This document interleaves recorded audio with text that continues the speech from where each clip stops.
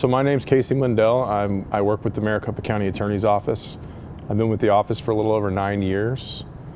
I'm currently in the Gang Bureau, and I also handle all of the animal cruelty crimes and prosecutions for the office. Animal abuse and neglect, a sad but real issue in our community. Here in Maricopa County, Prosecutor Casey Mundell is at the forefront of it. The worst of the worst things that you would never want to see happen to an animal, it happens. On any given month, Mundell carries a caseload of about 15 animal abuse cases. The bulk of what I get is probably like cruel neglect abandonment cases where in Arizona it's a felony if you knowingly or intentionally neglect or abandon an animal, and that neglect or abandonment results in a serious physical injury.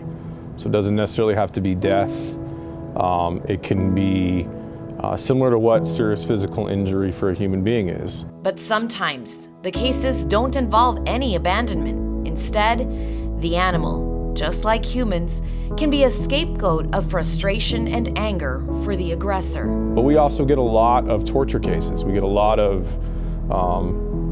animal cruelty crimes that are related to domestic violence that rise to that level of cruel mistreatment.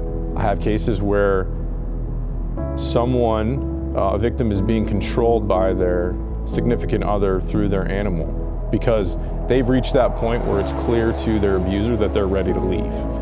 And so then it becomes, okay, my violence against you isn't keeping you and having you do what I want you to do.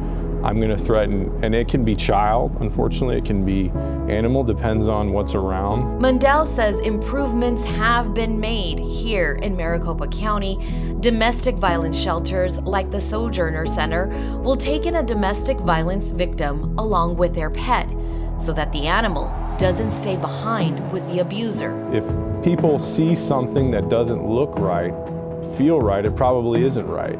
And it can be everything from a dog that's been left during the summer with what you can tell, no food or water, or it can be seeing somebody who's being too rough with their dog, and you're hearing things and you're seeing things that are creating a reaction inside of you. You should call the police. Mundell also says the responsibility to alert police is on all of us, regardless of how we feel about animals, and here's why.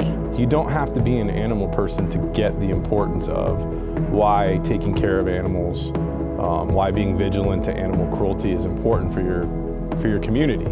And so what and how we treat animals in our community says a lot about us as people, and I think that is more of the message that I want people to get, because animal cruelty leads to a lot of other things. It leads to and has been correlated to human violence, to serial shootings, to domestic violence.